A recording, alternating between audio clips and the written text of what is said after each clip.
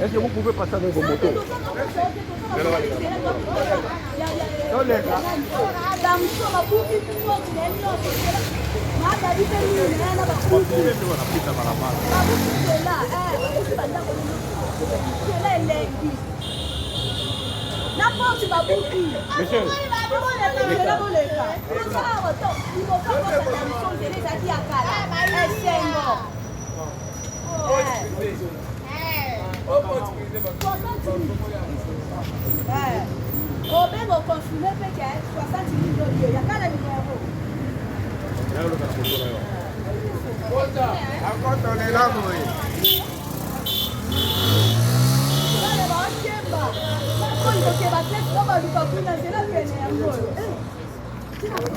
Je vais les libérer, ne t'en fais pas. Mbote ya MDG TV mafuta sikizeli nga bino la grande dame mais nzamba mona papa mbolela nga bino kana cadre actualité pe kopesa basango bandeko babolingo toyebi tozwaki sango moko ya plus ou moins des jours passés ya démolition ya mur babuki mur oyo bandeko ezalaki nzela au fait grande route pardon ezalaki au fait nzela ya monene balabala ya leta ndenge tobengaka ezalaki principal ya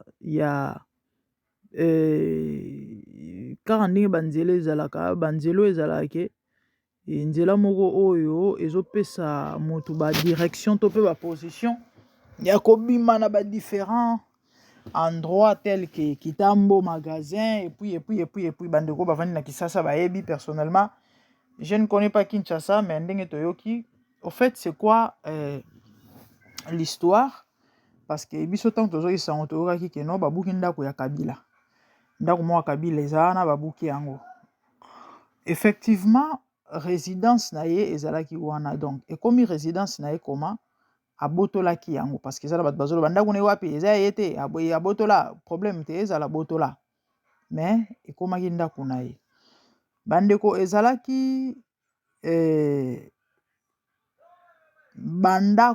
ndako te me bandako ya leta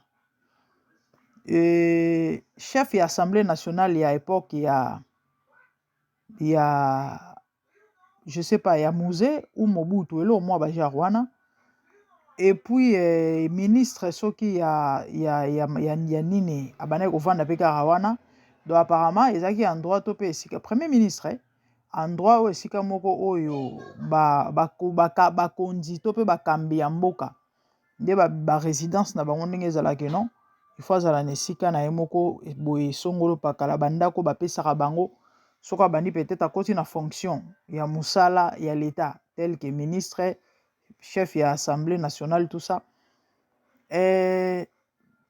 ezalaki bandako ya l'état mpona bakonzi ya l'état et il paraîtrait Joseph Kabila ntango akoti azwi bokonzi ye aconfiskaki yango ou encore abotolaki ou encore azwaki ekomaki résidence privée na ye sikoyo eloko nini asalaki atonga mire moko wana esalaki esala barrière ebara nzela kande bouti komona na bilili bisiko bomona bwepo ezokota balabala mpenza ya monene makasi ye atiaki barrière mpo bato baleka susu te parce que ndako wana ekomaki ndako na ye tambola mokili omona makambo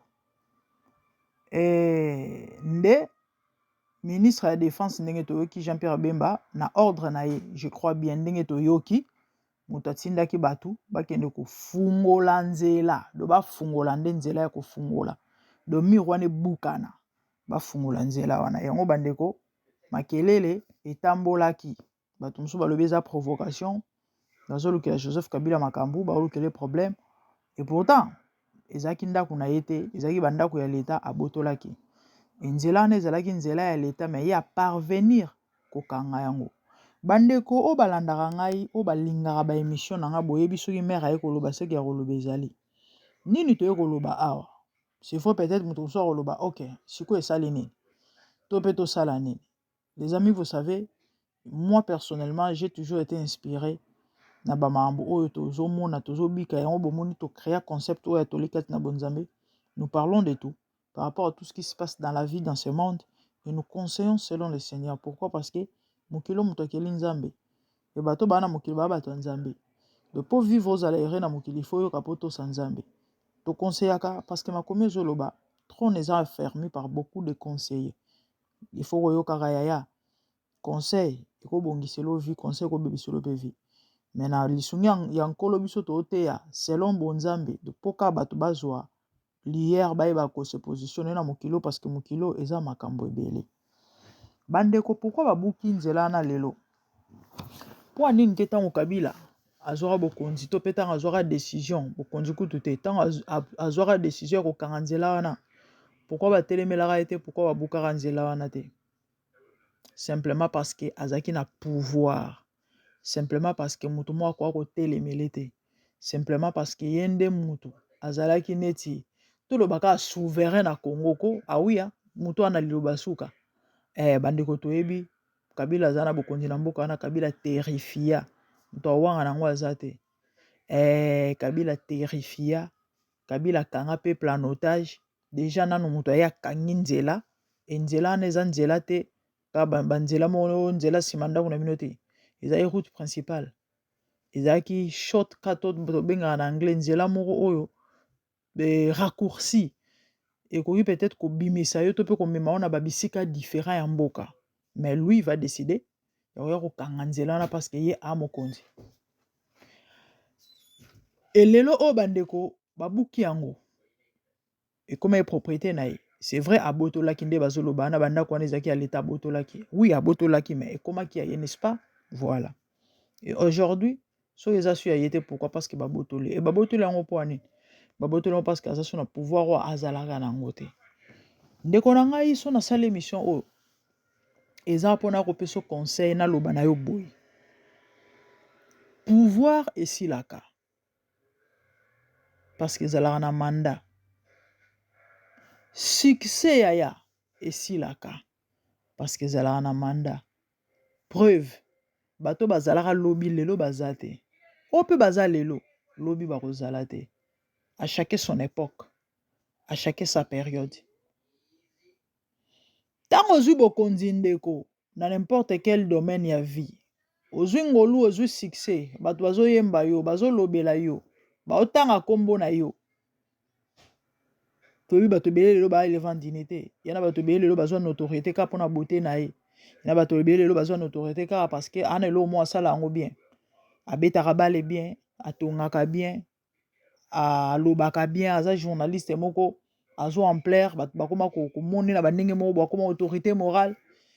Et tout ce que tu peux être, tout ce que tu peux faire, nyonso ko kozala, okosala et que esali ke mokili bayo ou encore obota mapinga.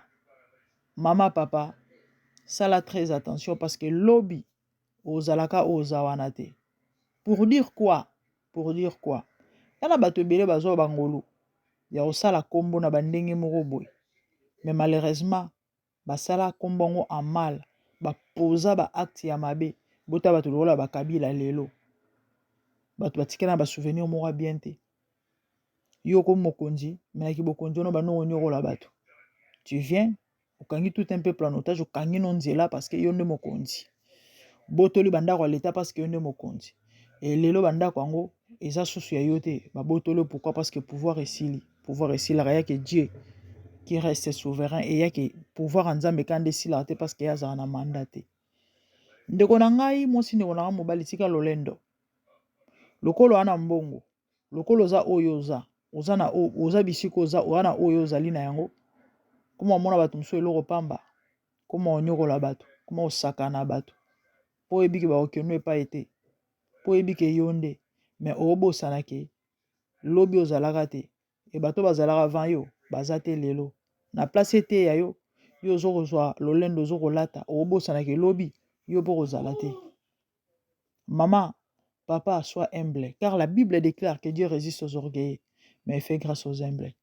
Marque ton époque, saisis l'opportunité, sama amba malamu, soki epesa melio, pambola nzambe, et profitez, osala maamba malamu, oyo ko mérite approbation, o bato bakosepela nango, bakolobelo en mal, ata lobi oleki, bana na yo ne fiske, ba bénéficier, yana bana ebele lelo, so bato basala bango bolamu, soki bato basunga bango, soki baza bisika oyo bavandi, eza cause ya baboti na bango, oyo bango balonaka, ah mwana kingandi, mwana songolo sikoyo yo mabe, lokolo oza oyo ozali, koma omona bato pamba kofinga bato kaka yo, lolendo kaka yo, makambo nyonso ya mabe kaka yo, ozobosanaki oza moto koleka, lobi okufaka, tu vas laisser des enfants, et lorsque les gens vont commencer à regarder ces enfants-là, baromi lobelani, se diront quoi, to sangonini, to lisoni barobeta, bano bakofungolela bango baporte, à cause ya oyo ozosala lelo, ndeko mwasi ndeko mobali te ya yo, yebake, mbongo oyo ozwi lelo yo te moto obandi kosimba mbongo lelo, po okoma kosakanaka na basi ya bato, meme basi ya baninga no kobima na bango parce que yo ndo wana mbongo bakokeno epai te, koma konyokola bato parce que wa mokonzi obosanaki pouvoir esilaka. Avant Félix azwa bokonzi, Kabila azalaka, de même avant Kabila azala, Kabila mosusu azalaka, avant Kabila Mobutu azalaka, e bato lokola ba Mobutu ba bato baningisa monde, mais lelo Mobutu akufa, avant même akufa, bino boyebi ba Mobutu ba mamuni ba Mobutu basala, bana Mobutu basila bakufa bana mike, boyebi besu ba masolo ba nkongolo, Saddam Hussein, mwana moko ana kobangisa na batata, mwana moko bato bazalaka na basouvenir ne ya mabe, soki azoya bopanzana, lelo aza wapi? Lokola yo ozokanzaka yo kotikela éternel na mokilo ya bato, osala o motema no ezotinda yo amal mpo lelisaka mitema bato, yebaki elobi ezalaka ya nzambe otikala seko na seko te. C'était juste un conseil d'amis, so nzambe apamboli yo, glorifier nzambe par rapport à lipamboli oyo apesi yo, linga opposé ba acte ya malamu oyo bato bakosepela na yango mpe oyo ekozwa basouvenir ya malamu ata lobi oleki, bano baprofite nango, et non osala makambo ya mabe parce que yo nde oyebi lobi te. Qui pouvait croire que Kabila lelo akosila ndenge asili wana, nana ngo kozwa bokonzi courage okende kobuka miro Kabila tie parce que ndako na ya kangi en otage bino bobo nani, mais lelo oso basali yango ya parce que aopese soute, ya parce que aza eloko tout susu te, nde bakino balobaka eloko te. C'est ça la vie bascule mon ami. Ba insecte balia ba fourmi mais soki bakufi ba insecte bakufi, tala pese ndenge pesa azali, alelo soki pesa kufi, bota nde ba fourmi batombolaki bamemi ye epengo pengo baki kotina kati ya libulu ya ba fourmi basali provision bakolia ye, yaya pouvoir esilaka, succès esilaka parce que ezalaka na manda, lobi ezalaka ya nzambe. Lelo soki ozwi grâce ya komata ya kopambama kotombwama, pambola nzambe sepela esa maamba malamu. C'était ça le petit conseil que j'avais. Et la personne qui élève la Bible dit que c'est Dieu. De même celui qui abaisse c'est Dieu. Lorsque tu es élevé, kanisa créateur na yo tope nzambo atombolio, parce que c'est lui-même là qui a le pouvoir kanda tombolio ya kokitisa yo. Botala mir babuki et komi nzela ezongi bato bakomotambola nde bazala kotambola kala normal. Et puis voilà. Vraiment, c'est l'époque qu'on avait. Pour moi, c'est la grande dame, mais n'hésitez pas de vous abonner massivement et faites large diffusion. Biso à ton côté, à ton conseil, à Nabiso, hein. Et puis voilà. Que le Seigneur vous bénisse. Quant à moi, namoni minombala ya sima. Moi, like moi, les bonheurs au sabiso bien. Et tout mon ami, je vous aime. Merci, au revoir. Bye.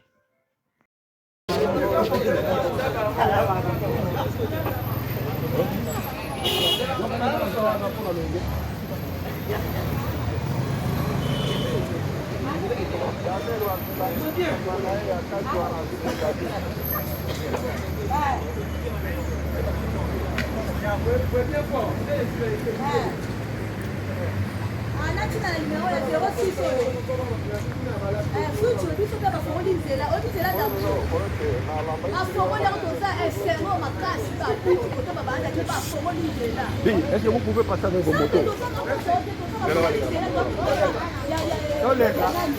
damour babuki porte na nyonso mababi mpe nini na babuki nzela babuki bandako nzela elengi na porte babuki nzela boleka awa to libokakosana miso nzela ezalaki ya kala esengo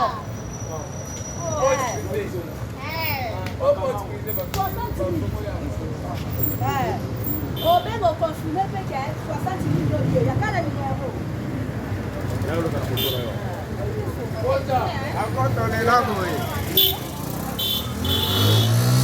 bana baokemba oyo kokeba te to baluka kuna nzela pene yango Je vais les libérer, ne t'en fais pas.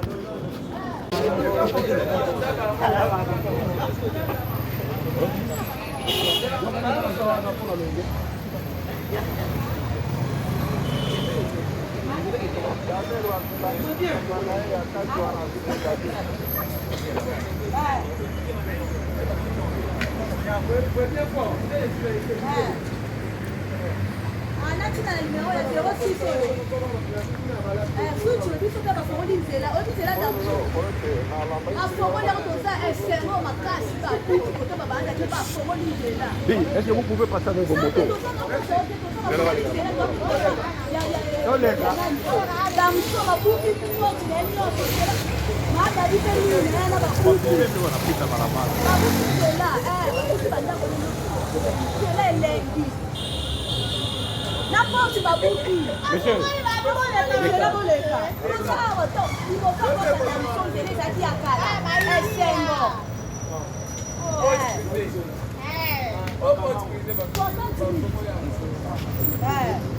obenga oconfirme peke 60 millions ya kala numero